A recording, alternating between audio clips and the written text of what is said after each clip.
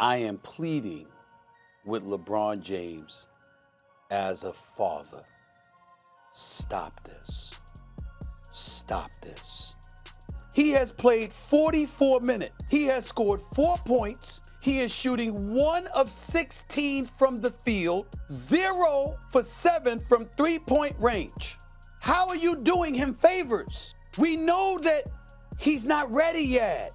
On the other team, and early in the game, JJ Redick had an issue not with the shots Bronny was taking, but it was the ones he was turning down. And in the past, JJ Redick has said himself that he doesn't care if his players are shooting good shots and they miss. He only cares if they're turning them down, which you see Bronny doing here early. And JJ had this to say to him. The start tonight. We've seen plenty of that. Every basketball fan had their eyes locked on Milwaukee. The Lakers were missing 3 key starters, and JJ Redick made a decision that had everyone raising their eyebrows. He started Bronny James in a game that actually mattered. 10 minutes later, the box score looked like a nightmare people tried to ignore but knew was coming. 0 points, 0 made shots. The whispers everyone tried to keep quiet suddenly became loud conversations. He's not ready. Meanwhile, on the other side of the basketball world, Kiyan Anthony casually dropped 40 points at a major tournament like it was just another Tuesday. He's heading to Syracuse, carrying his father's legendary legacy on his shoulders, but here's the massive difference. He's bringing real numbers, proven production, and skills nobody can pretend not to see.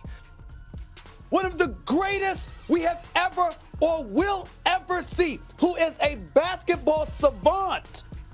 You know, better than me, better than Doggy, better than JJ Redick, better than Rob Pelinka, better than any basketball analysis or analyst that exists.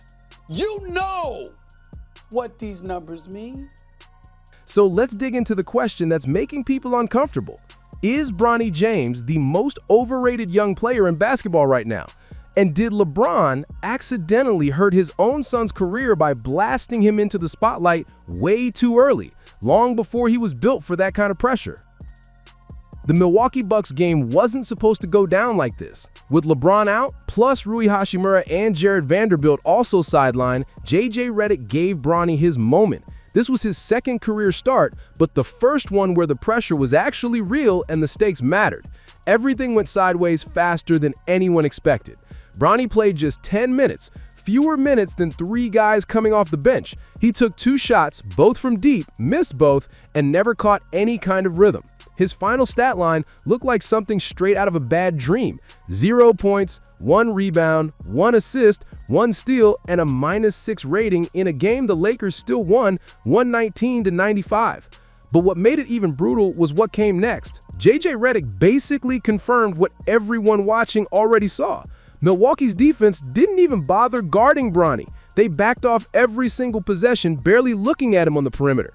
And by ignoring him, they completely wrecked the Lakers' entire spacing. This wasn't some random off night either. Before that Milwaukee game, Bronny was averaging 2.3 points and 1.9 assists in just over 12 minutes per game. He was shooting 29.2% from the field and 25% from three-point range. Those numbers aren't just below NBA standards, they're barely G League level, and that's being generous. Yet there he was, rocking a Lakers jersey with James on the back, standing in the starting lineup of one of the biggest franchises in basketball history. And the person who turned the pressure all the way up? His own father. Stephen A. Smith saw this whole mess coming from miles away. Everything exploded on March 6, 2025 during a Lakers-Knicks game at Madison Square Garden. LeBron James walked straight up to Stephen A. courtside during a timeout and confronted him on live television. The cameras caught every second of it. LeBron looked furious, and according to Stephen A., the language LeBron used was way too explicit for broadcast. The clip went absolutely viral, millions of views within hours. Everybody had an opinion, but the next day, Stephen A. sat down on First Take and dropped a line that flipped everything. I wasn't talking about Bronny. I was talking about him, about LeBron.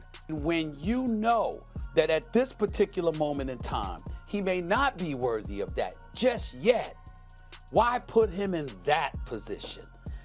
That changed the entire conversation instantly. Stephen A. laid out the whole timeline with receipts. Bronny averaged just 4.8 points, 2.8 rebounds, and 2.1 assists at USC. He dealt with a serious cardiac arrest scare in 2023 right before the season even started. His numbers didn't show he was NBA ready, not even close. Yet, the Lakers still grabbed him with the 55th pick in the 2024 draft, and everybody knew exactly why. LeBron went public saying he dreamed of playing next to his son. He turned that personal dream into a storyline, a full-on television moment the whole league was forced to stare at and react to. I am rooting for Bronny James. It would be cruel to root against him. He's a wonderful kid. I wish him nothing but the best. But he's LeBron James' son. And everybody knows what attention that. That's what Stephen A. was really calling out. Not Bronny's game, not Bronny's character or work ethic, but the fact that LeBron built this entire situation himself and pushed his son into a pressure cooker he wasn't ready for. Stephen A. didn't slow down either. He went off on his podcast, getting even more direct. I just want to say for the record, LeBron James is full of it. And in this particular instance, as it pertains to his son, he's a liar. That wasn't light criticism. That was straight to the chest. I am pleading with LeBron James as a father. Stop this. Stop this. We all know that Bronny James is in the NBA because of his dad. Stephen A. even suggested the courtside confrontation was staged. He pointed out how suspicious it was that in a packed arena with cameras everywhere, the only clip that went viral was a perfect, clean shot of LeBron stepping right up to Stephen A.'s face. According to Stephen A., there's no way that's an accident. He truly believes it was planned. When people asked if they'd passed it up, Stephen A. shut it down immediately. I don't like his ass, and he doesn't like me. Their relationship? Done. Finished. Over. Stephen A.'s main point never changed. LeBron didn't just support his son, he's script writing the whole journey. He turned Bronny's path to the NBA into a storyline he created and controlled from the outside. Now, let's flip it completely and talk about Carmelo Anthony and his son, Kiyan Anthony, because the contrast here is honestly wild. Got his son ready and made it happen. Why am I telling y'all this? Because I'm in the media and I know what's coming. And eventually the opposite is going to be coming in Bronny's direction because of the process that unfolded. And it's all going to fall at the doorsteps of LeBron James. Carmelo walked into Syracuse in the 2002-03 season and turned into a superstar instantly. From day one, he averaged 22.2 points and 10 rebounds per game. As a freshman, he ranked 16th in scoring across the entire nation, 4th in the Big East, and number 1 in rebounding among every Division I freshman in the country. Those aren't just strong numbers, those are legendary. But the real magic showed up when the lights hit their brightest. Carmelo carried Syracuse to a 35 record and delivered the program's first and still only national championship. In the Final Four against Texas, he absolutely demolished them with 33 points on 12 and 19 shooting, grabbed 14 rebounds and snagged 3 steals. That 33-point explosion is still the most points ever scored by a freshman in Final Four history. Then in the championship game against Kansas, Carmelo dropped 20 points and 10 boards, leading Syracuse to an 81-78 win and taking home the NCAA tournament's most outstanding player award. Coach Jim Boeheim called Carmelo by far the best player in college basketball, and he wasn't exaggerating one bit. After just one season, Carmelo jumped to the NBA and got drafted 3rd overall in 2023. His career speaks for itself. Over 28,000 career points, 10-time All-Star, 6 All-NBA selections, a spot on the NBA's 75th anniversary team, and 3 Olympic gold medals in 2008, 2012, and 2016, plus a bronze in 2004. That makes Carmelo Anthony the most decorated male Olympic basketball player in United States history. The only thing missing from Carmelo's resume is an NBA championship. And yeah, some critics love to bring that up, but his legacy still stands huge without it. He's a college champion, an Olympic legend, and one of the coldest pure scorers the game has ever seen. His bond with Syracuse isn't just memories either. It's real, tangible history. In 2007, Carmelo dropped $3 million to help build a brand new practice facility. Today, that building proudly carries his name, the Carmelo K. Anthony Basketball Center. His number 15 hangs in the rafters, his name is literally on the walls, and the legacy is cemented forever. Kiyan Anthony isn't trying to coast off any of that. He's carving his own lane, one bucket at a time. On the Nike EYBL circuit, Kiyan averaged 19.6 points and 4.6 rebounds for Team Melo. He scored 25 or more points in 4 of 15 games against top-tier AAU competition. But his real breakout came at Nike Peach Jam. Across 8 games, Kiyan averaged 21.8 points and hit threes at 37.3% while going up against elite defenders night after night. Then came the performance that absolutely blew up social media, a wild 40-point eruption against Mac Irvin Fire. He shot 15 for 19 from the field and 5 for 6 from deep. Dropping 40 points with that kind of efficiency against legitimate competition isn't just a hot night, it's a statement. Scouts started talking about him like he was the real deal. He has single-handedly turned Syracuse basketball into a box office commodity, and he hasn't even started there yet. Because I can't wait to see him now. Because I want to see when he goes to practice at the Carmelo Anthony Basketball Center and he's playing at the Dome in front of 40,000 people or something. Is he going to be that dude? They're saying he got a chance. They're saying it, not Carmelo. He's just a proud papa. He didn't influence anything. He just... At the NBA Top 100 camp in Orlando, Kiyan led the entire event in scoring, putting up 28.5 points across 8 games. In one matchup, he went absolutely crazy for 42 points on 15 of 28 shooting, knocking down 4 of 9 from deep.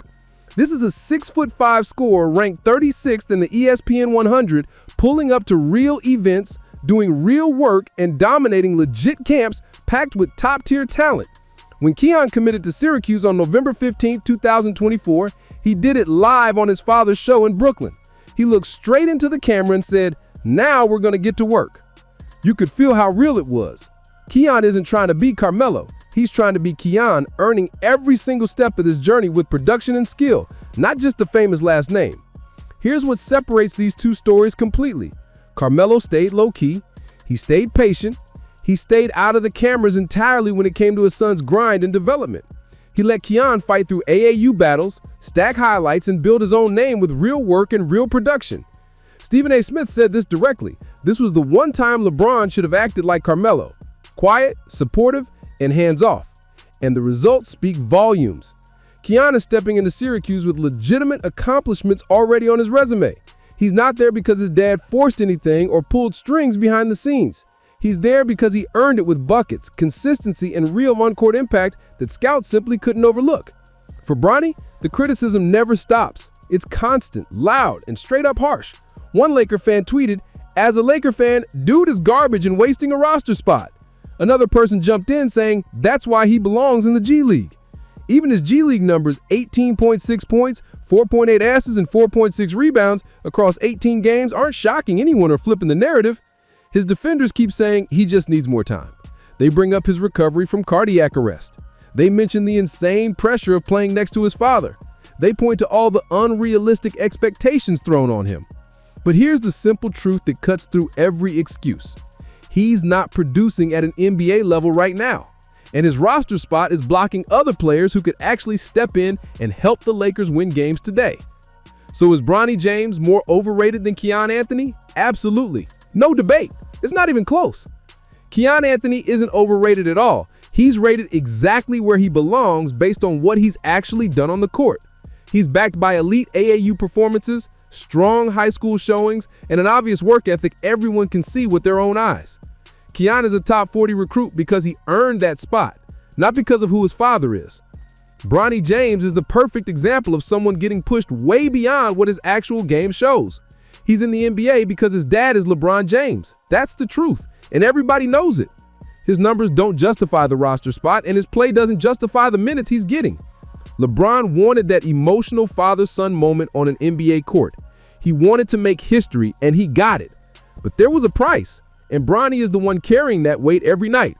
He's stuck under a spotlight he was never prepared for. As Kiyan steps on the floor at the Carmelo Anthony Basketball Center in Syracuse, he'll be doing something Bronny never truly got the chance to do, proving himself without somebody else scripting his entire journey before it even began. Bronny's situation turned into a warning about what happens when influence and connections get put above real readiness and real production. The question isn't just about these two players anymore. It's about how we develop young talent in basketball and whether fame should ever fast-track the process. Did LeBron push Bronny into the league before he was actually built for that level? The Milwaukee game gave us the answer. Will Kiyan Anthony live up to the hype now that he's stepping onto the Syracuse stage with real momentum and real numbers behind him? Time will tell, but at least he's starting from a place of genuine accomplishment, not just family legacy.